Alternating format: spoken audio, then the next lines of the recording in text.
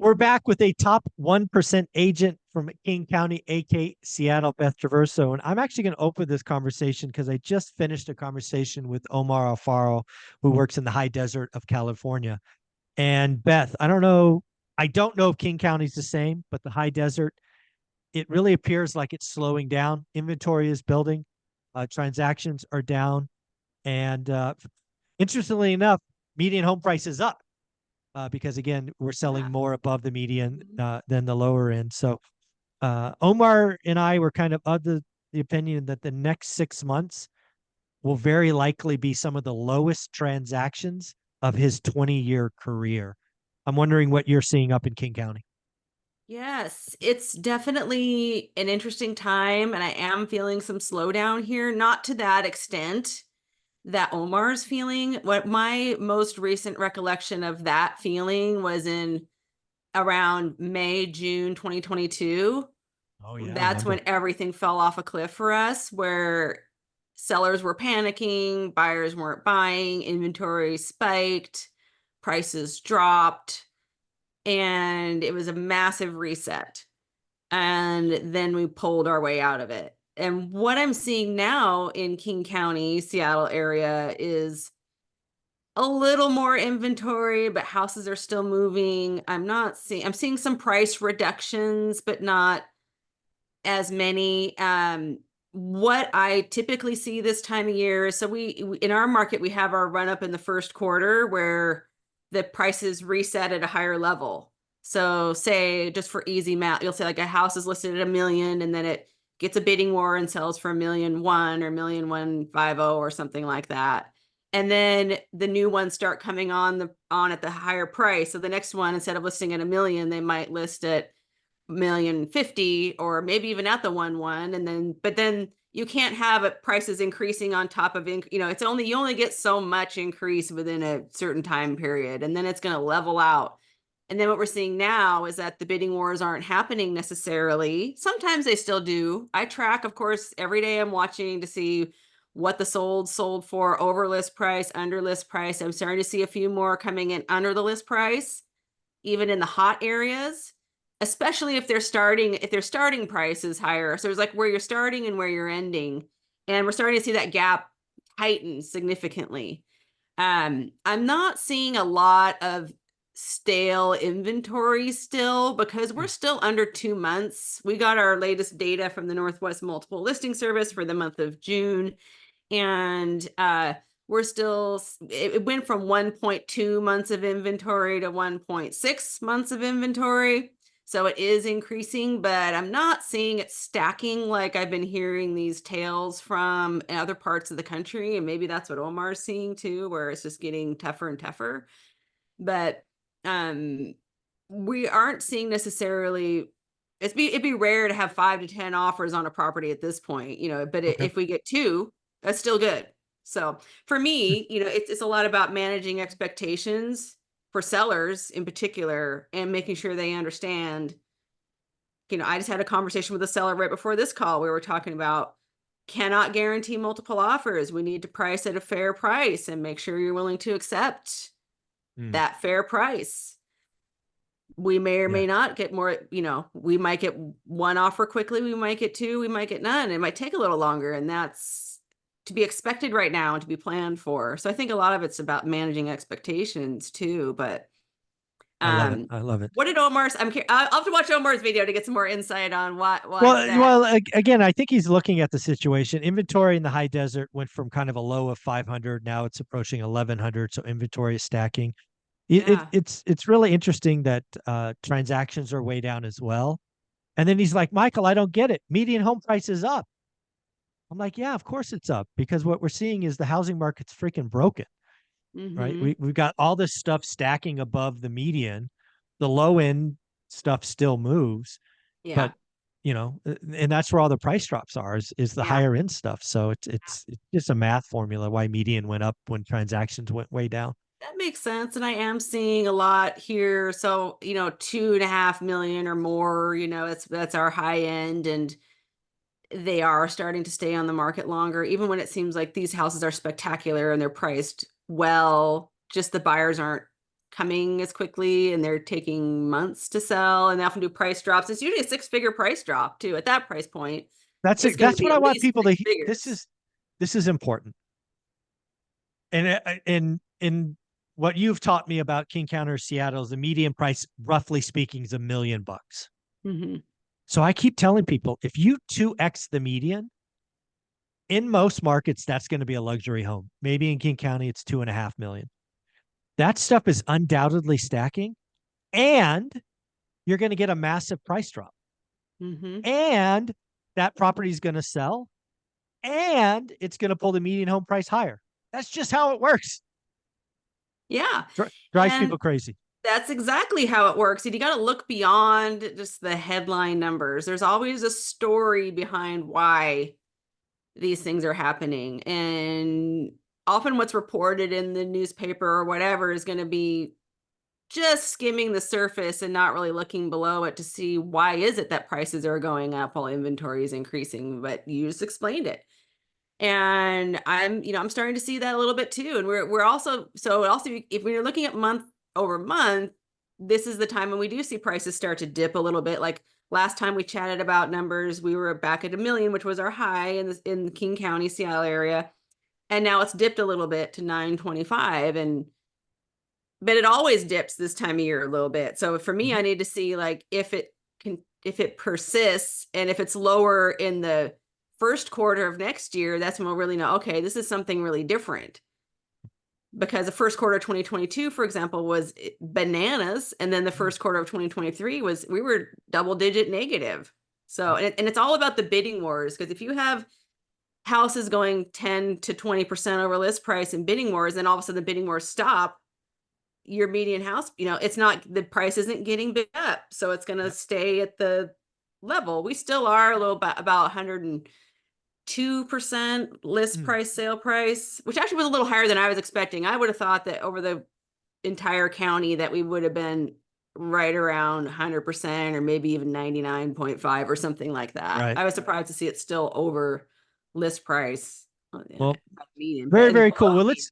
let's Yeah. look at the June numbers, because again, Let's look you at it. have them. Yeah, let me do a screen share here. And credit to who again? This is the Northwest Multiple Listing Service. Thank you, Northwest MLS, for sharing our data. Can we see it? Yes, Do I I need can. to? Okay, Yep. great. So this is the number of active listings in King County, not Got it. counting condos. And you can see there's a cycle, of course, 2020 and 2021 being the weird Yeah, years, look how right? low that went. It's crazy. I know. Look at this. Oh my goodness. 412. We're talking a population of 2 million people or so in King County, Washington. Yeah. 412. And Wow, then that's crazy. boom, jumped up. 2022 is when rates started uh Mm-hmm. increasing Yep. rapidly. So look at this, shot up. Yep. And we are, look, like, there's no denying we're a little higher here than we were at Yeah. 2,939 than the last peak, which was back in October. No, sorry, September, October. Okay. So So, you're up about, I don't know, call it 20% from yeah. the last peak. Okay. All right.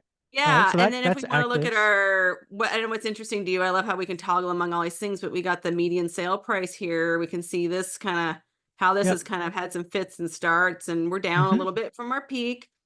The thing that's interesting is we don't usually peak until about July, but we peaked in June. So there is something happening here where things are starting to mellow out a little bit. The frothiness is getting more tame, Mm. but things are still selling. I'm not seeing any signs of anything looking crashy by any means. So You know what I want to do? I don't know if you can't do this quickly, you think it would mess up the flow, don't worry about it. But I would love to do a search.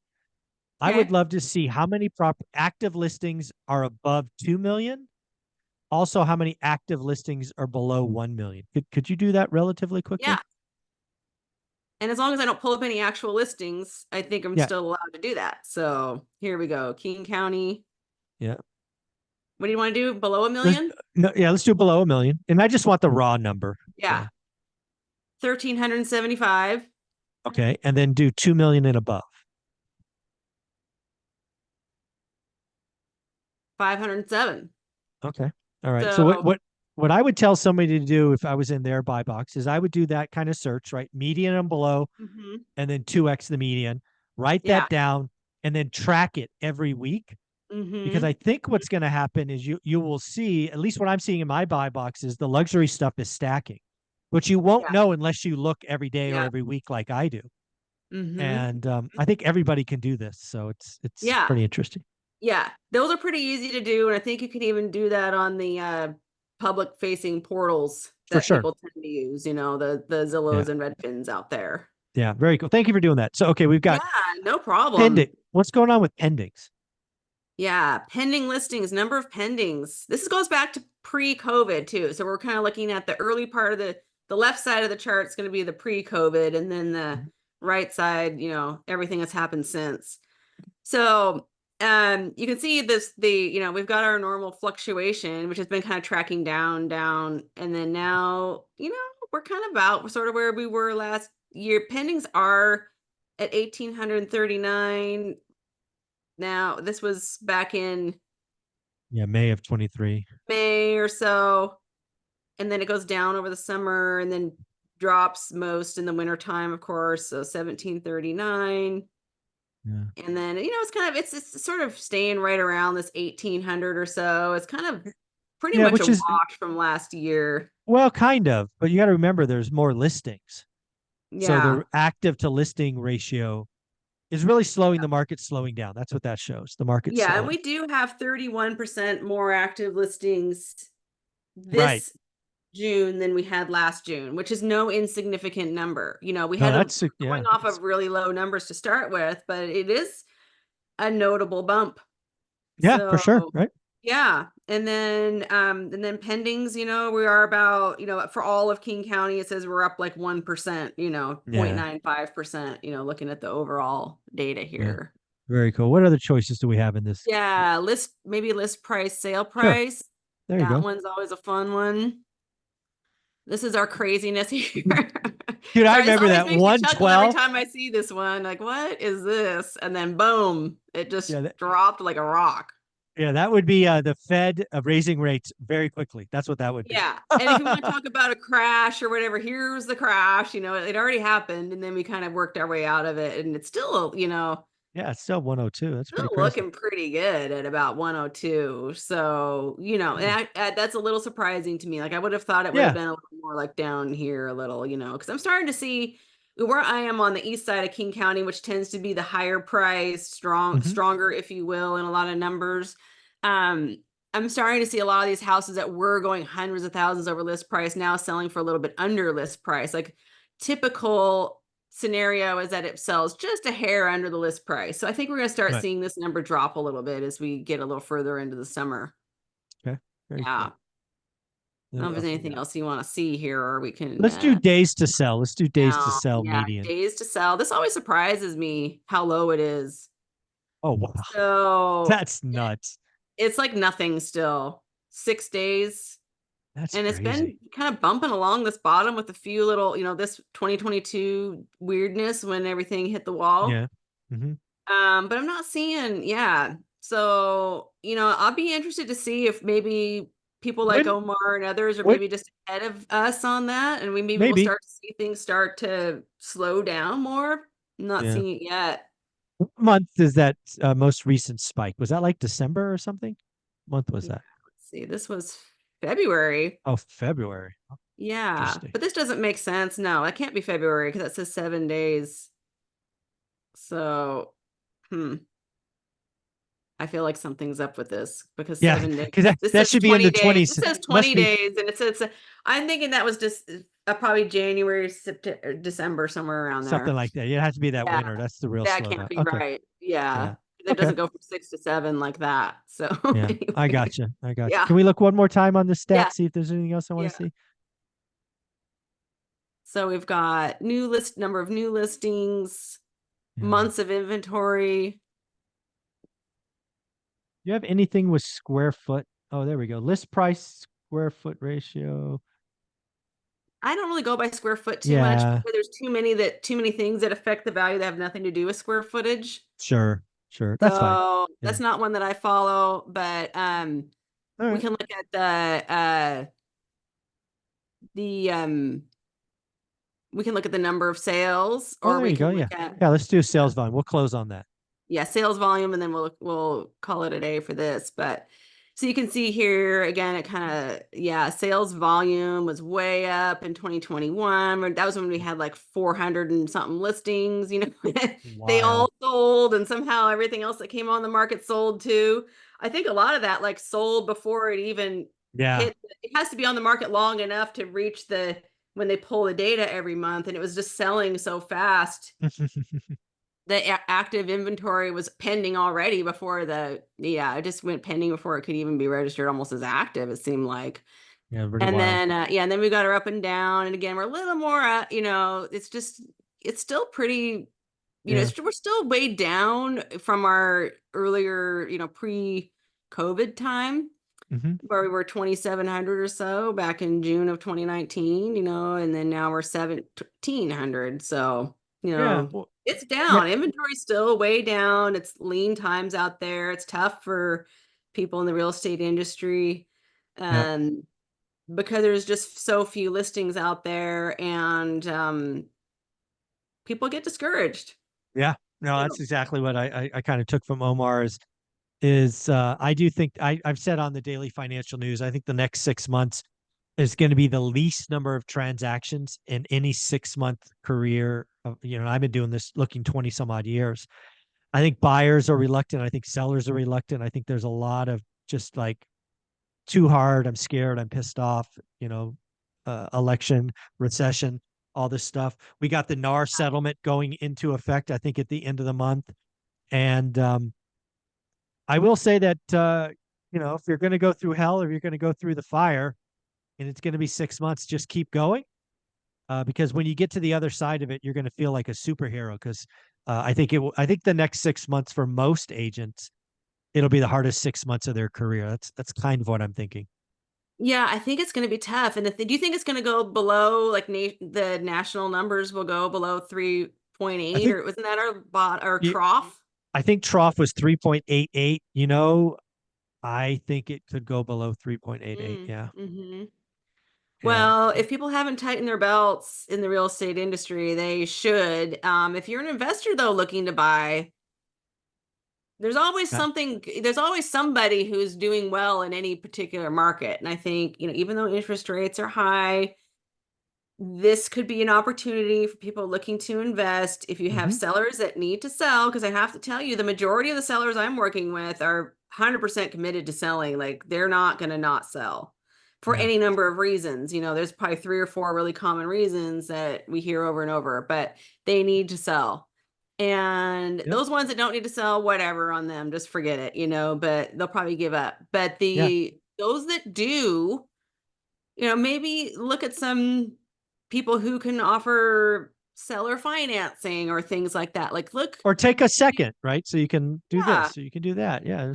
there's, Yeah. mhm, I think a slow market, Beth, to your point, really benefits investors who are doing the work, who've added skills, who are in the right networks, because some people have to sell, mhm, right? If they want to sell, they're just going to let the listing expire. They'll yeah, try again next year. yeah, If they have to sell, eventually you're going to get six-figure price drops. You're going to get clear signs. Like, for example, Matt, the mortgage guy, stumbled on a property in Sacramento, his buy box, 88 days on market, 3 price drops. Seller owned it free and clear. I told Matt what I would do is I'd give him 2 offers. Here's a cash number and here's a seller finance number. Let's have a yeah. conversation, right? So that I stuff's love coming. that. Yes, and here's the thing I would say for folks that are looking out to do that, you got to have the foresight, because here's what I see as somebody who's been doing this 26 years. When things get to a point where they're slowing down, there's a reason why, and there's a psychology around it. If people are feeling fearful because of whatever, interest rates, election, recession, whatever, and they see other buyers aren't buying, like, well, why should I buy if other people aren't buying? Or maybe prices are going to go down more if I just Exactly. wait. And the thing is, what I've learned is this never lasts, never lasts. And even if Amen. you don't perfectly time the bottom, who cares if you get a good enough deal? We know if you fast forward enough, it doesn't really matter if you look back in 5 years on your great deal you got in 2024, it might be like, oh, well, will it matter if maybe like it bottomed out a couple months after you bought? Like, it doesn't really matter in the grand scheme of things, but if you can find a good price and terms, good cash flow, work with the seller that needs to sell where you're able to create a win-win, Yep. go for it. But what I have Exactly. found is that a lot of people can't get over that psychological hurdle, and they end up going with the crowd where they're like, oh, now's not a good time because I heard whatever. Yeah. And they just wait. And then when they jump back in is when they see everybody else jumping back in. Oh, this is the time to buy now. And so it's like this kind of group mentality For sure. that keeps that going. But if you can step back and think past all of that and look at what makes sense for you rather than trying to time the market, that's where you can find if you can go against the grain and the crowd there, then you're the one that's gonna reap the rewards. Because if you go with the rest of the herd, you're not necessarily gonna benefit. Yeah. Love that. Yeah. Beth, Mhm. if somebody wanted to reach out, buy or sell in King County, or better yet, get a referral to another top 1% agent in the entire country, how would they reach out to you? Yeah, easiest way to find me is bethtraversogroup.com. Just fill out the contact me and I'll get back to you. And I really enjoy connecting with people from one rental at a time community. Awesome, Beth. You're amazing. Take care. Thank Thanks. you. You too. Mhm.